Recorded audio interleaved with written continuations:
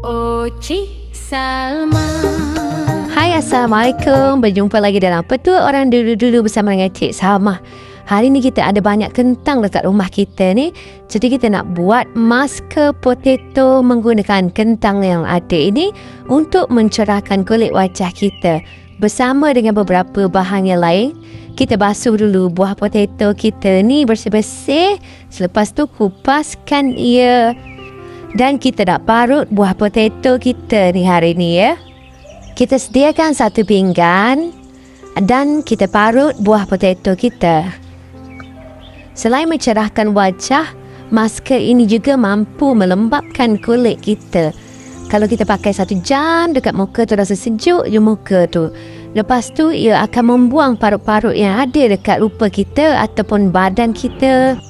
Dulu nenek Cik Salma selalu ambil air buah potato ni dan letakkan dekat muka dia. Dan sekarang kita nak buat serum untuk wajah dulu. Kerana serum ini kita akan pakai dan spray dekat muka setiap pagi sebelum kita make up ataupun malam 1 kali lagi sebelum kita tidur. Dan kita buat juga masker muka buah potato pada hari ini. Selepas kita dah parut macam ni, kita sediakan satu lagi mangkuk.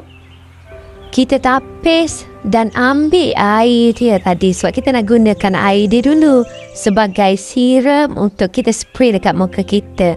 Dan harus ada letakkan di dalam peti ais biar ia rasa sejuk aja bila spray kat muka tu.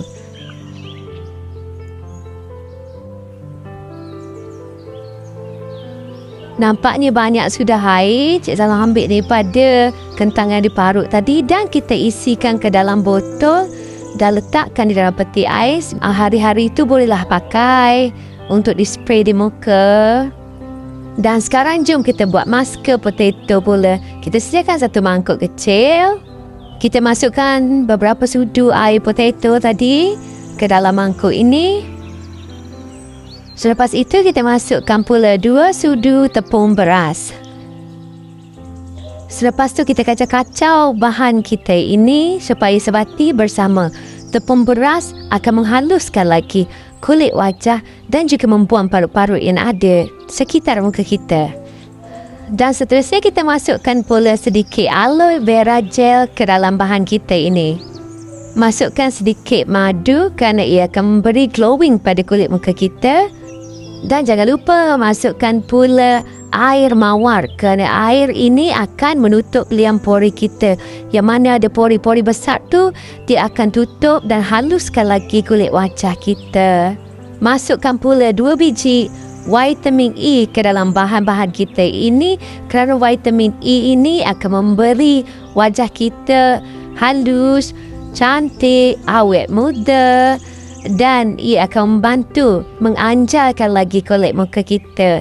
Dan inilah adalah bahan-bahan di dalam masker potato pada petua kali ini. Dan vitamin E ini anda boleh beli dan order di mana-mana kedai. Online pun boleh juga. Dan kita kacau-kacau lagi bahan kita ini. Masker ini boleh dipakai kalau nak tidur malam ataupun bangun pagi. 1 jam ataupun setengah jam bolehlah basuh. Cuba sahabat-sahabat pakai selama sebulan, boleh nampak ketara muka tu akan cerah aja. Dan terima kasih kepada sahabat semua di luar sana. Kita jumpa lagi di dalam petua seterusnya di Petua Orang Dulu-Dulu bersama dengan Cik Salma. Assalamualaikum.